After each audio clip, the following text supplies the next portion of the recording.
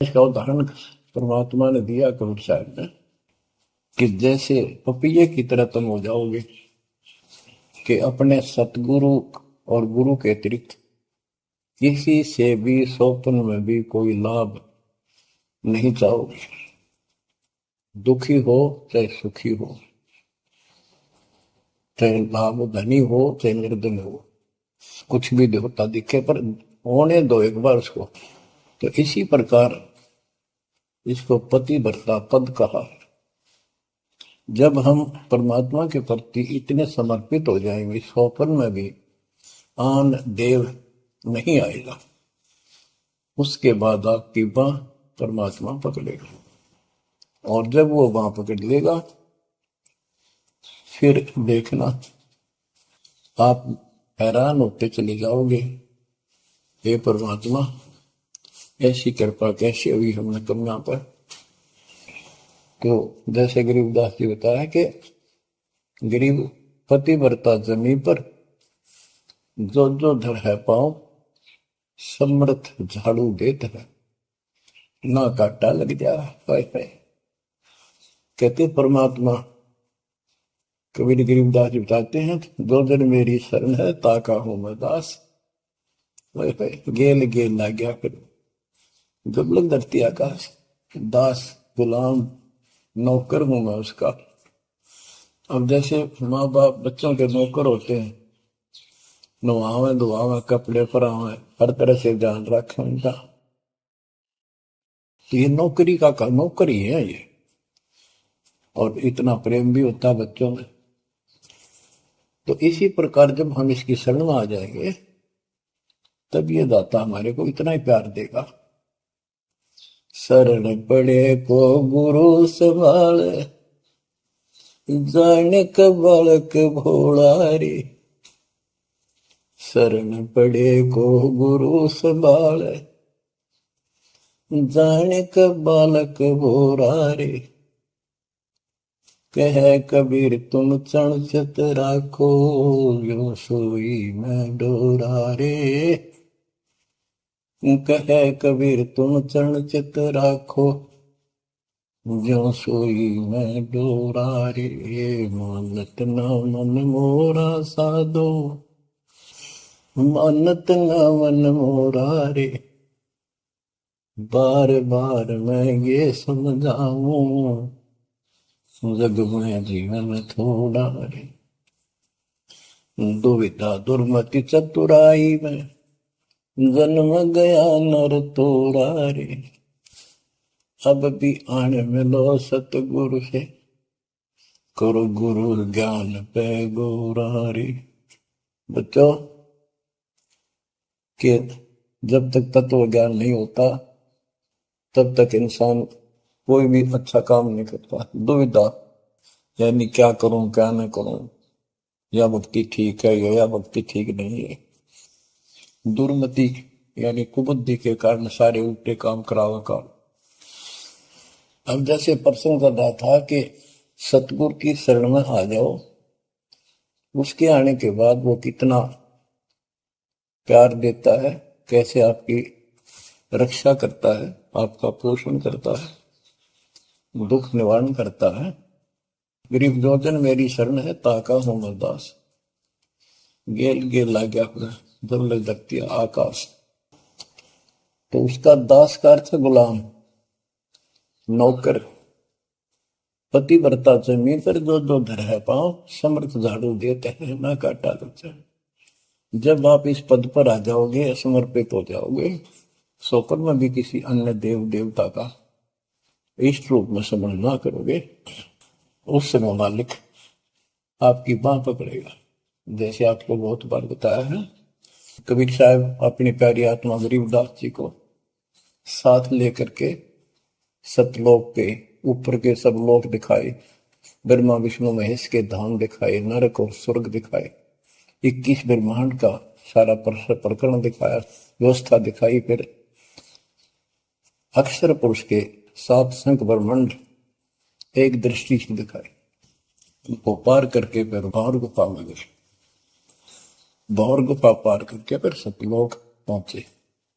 सारी व्यवस्था दिखाकर अपने बच्चे को और फिर छोड़ा तो जब धर्मराय दरबार में गए, धर्मराज जो न्यायाधीश है, सबके अकाउंट रखता है, पाप पुण्य का लेखा रखता है, उसके अनुसार उनको आगे जो कुछ भी देना लेना है उनको करता है। तो उसके सामने ब्रह्मा विष्णु महेश भी विवश है, क्योंकि कर्मों के अधीन है ये सारे, इन्होंने भी कर्म भोगने पड़ते हैं। केवल परमात्मा कबीर जी की शरण आने के बाद परमात्मा प्रारब्ध के भी कर्म काट देता है और पूर्व जन्म के संचित पाप कर्मों का भी नाश कर देता है। करता उसका है जो इस पद पर आ जाता है और सच्चे नाम की सच्चे दिल से भक्ति करता है। या कर्ता में भक्ति करते हैं, मानव को संदेश है, उसमें स्त्री पुरुष दोनों आ जाते हैं। धर्मराय दरबार में दे कबीर तलाक, मेरे भूल ले चुके हैं उसको पकड़िए मत कजाक। अब देखो, एक चीफ जस्टिस को जाके 21 ब्रह्मांड के चीफ जस्टिस को जाके और धमकाया कबीर साहब ने, और वो खड़ा होके कुर्सी छोड़ के हाथ जोड़ के बोले पुरुष कबीर से, धर्मराय कर जोड़, तेरे हंस को चंपू ने मन 2 लाख करोड़।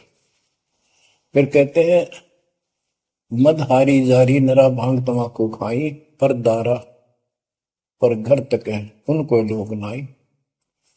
धर्मराय विनती करे, सुनियो पुरुष कबीर, उनको तो मैं पकड़ूंगा और जड़ हूं तो वजीर। क्योंकि वो कर्मों से रत है, मुख से कहें कबीर, उनको निश्चय पकड़ूंगा, जड़ हो तो वजीर। यानी जिनके पिछले संस्कार जमा है, पाप है, प्रारंभ में है, आज वैसे वो आपका नाम लेते हैं, उनको मैंने दंड देना पड़ेगा, क्योंकि मेरे अकाउंट में है, वो पूरा कराऊंगा, वो मेरे बस से बाहर है। कबीर साहब बोले, कबीर साहब ने गरीबदास जी बताते, मेरे वाला अकाउंट उठाया, देश वाला अकाउंट कहा, और वहीं पाड़ दिया। बोले, करम भरम ब्रह्मंड के मैं पल में कर हूं नेस, जिन हमारी दो ही दिशो करो हमारे पे। उसके बाद गरीबदास ने नीचे आके जो बातें बताई, वो एक अमर ग्रंथ रूप में लिपिबद्ध हुई। यम किंकर कर जोड़ चले तिस देख रे, धर्म राय के अंक मिटावे लेख रे, जीव जूनी नहीं जा बाठा डे गही, दर्ग मंज हजूर पकड़ छेकी बही, सोन मंडल सतलोक अगमपुर धाम है, धनबंदी छोड़ कबीर तुम्हारा नाम है। देवदास जी बताते हैं कि यम के दूत जो यहाँ के लाट साहब को भी घसीट कर ले जाते हैं तो सत भक्ति नहीं करता। यम किंकर कर जोड़ चले तिस देख रे, कबीर साहब को देखते ही यम के दूत हाथ जोड़कर उनको और दूर चले जाते हैं। इतने भयंकर विकराल शरीरों वाले। और मेरे सामने धर्मराज के दरबार के सारे वो बही पाड़ दी, बही यानी वो पैड जहां अकाउंट लिखा गया था। फिर कहते, जीव यूनी नीजा मां ठाडा गही, ठाडा मीन समर्थन, ये हमारे हरियाणवी भाषा का शब्द है ठाडा, जो ताकतवर होता है। जो कई कहते हैं भाई इस पहलवान के साथ कुश्ती कर ले, तो दूसरा कहता है कि मेरे से ठाडा है, सक्षम है, मैं नहीं लड़ सकता। और दरगाह मंज हजूर पकड़ छेकी बही, छेकी माने पाड़ दी, वही पैड जिसमें मेरा अकाउंट लिखा था, और उस मालिक का सतलोक स्थान है, उसका नाम बंदी छोड़ कबीर नाम है। आपको उदाहरण दिया था, कई बार देता हूं। बहन के यहाँ बारिश होगी ज्यादा, किसान थे, भाई भी और बहन भी। बहन जागा रखी थी, विवाह कर रखा था, वहां जमीन अच्छी थी, उसमें बारिश पर निर्भर होती थी खेती। आज से 50 साल पहले ये व्यवस्था सारे थी। बहुत ही कम स्थानों पर नहर का पानी सिंचाई के लिए होता था। पता चला कि बहन के यहाँ बारिश होगी, भाई अपने बैल लेकर, अपना हल लेकर के बहन की मदद कराने चला गया। वो दूसरे खेत में भेज दिया कि तू वहां जा, और उसका जीजा दूसरे खेत में खेत बांटने चला गया, उसको दूसरे खेत में भेज दिया। खेतों से वो परिचित था, आता जाता रहता था। वहां दिन में सारा दिन काम किया, दोपहर को बैलों को पानी पिलाने के लिए गया तो एक जोड़ी थी तालाब साथ के साथ उस खेत के आसपास। उस तलैया में बैलों को जल पिला कर आया तो एक मंडी थी वहां पर, मंडी जहाँ छोटा सा चबूतरा बना के एक 2-2.5 फुट की एक बना देते हैं, उसको मंडी बोलते हैं।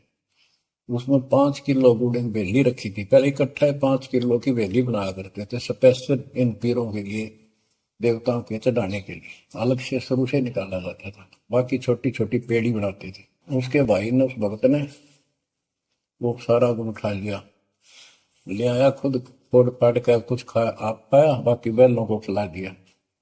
अपना काम करके शाम में घर आ गया, सो गया। स्वप्न में एक 4.5 फुट का आदमी और टोपी पहरे हुए जैसे मुसलमान पीर होता है ऐसा आया ने बोला, तेने मेरा गुड़ खा लिया, तेरी हिम्मत कैसे बढ़ गई? कहने लगा, तू ठाडे की शरण में है, ठाडे की शरण में है तो बच गया, तुझे मारो तेरे बेला न मारो, आज के बाद उधर मत आ जाना। न्यू कह के चला गया। डर सा उसने भी लग गया कि वो के बुलाएगी, लेकिन हिम्मत होगी कि जो भगवान जिसकी शरण में मैं हूं, बंदी छोड़ की शरण में, वो हार मान गया और हौसला बुलंद हुआ। सुबह उसने अपनी बहन से पूछा, बहन ऐसे ऐसे वहां एक गुड़ रखा था मंडी के ऊपर, मैं बैल पानी पान गया था, बैलों को मैं उठा लिया, मैंने खा लिया, कुछ बैल को खिला दिया, और कुत्ते खाओ फायदा क्या था? अरे कैसा कहा पीर शाह था, ऐसे ऐसे बोला मेरे कि तुझे मारो तेरे बैलों को मारता हूं, बच गया तू ठंडे की शरण में है। यह बात सुनकर बहन रोने लगी। न बोली, ये तेरे क्यों के करा, तू बच कैसे गया? वो तो किसी ने छोड़ता है कोई नहीं, जब उसकी कोई आइटम उठा ली से उसने मारे पशुओं में नुकसान कर देता, कभी में टक्कर मारते हैं वो पशु नो राम राम का मरते हैं। अपने पति से बोली, तनु इधर क्यों भेजा मेरा भाई? खूब उसको ऊपर छो मारी, गुस्सा हुई। तो वो बोला, भाई आए तेरा भी यकीन नहीं हो रहा, वो तेरा शेर हाथ जोड़ के गया, तू कहाँ भटक रही है नादान, आजा अपने भगवान की शरण। बच्चों, आत्मा फूट जाती है, ये संसार मर रहा, भटक रहा, तो अपने भगवान को पहचान नहीं रहा। आपके ऊपर जो कृपा दाता ने की है, ये अनहोनी अनमोल कर रखी है। मालिक की श्रद्धा को संभाल लो बच्चों, इसको बच्चों के लेख ना समझो। ये क्या होगा, 2 दिन का जीवन है, मेरे पा पीट के मर जाओगे। राजे महाराजे चले गए जिनके इतिहास सुना करके आज कोई नाम निशान नहीं उनका। इसे गंदे लोक में किस चीज को अपना समझोगे? अब जैसे आप शुरुआत हुई थी कि दुर्दादुर मति चतुराई में जन्म गया नर तोरा रे, अब भी आण मिलो सतगुरु से, करो गुरु ज्ञान पे गौरारी। अब गुरु क्या बताते हैं, सतगुरु क्या बताते हैं? मन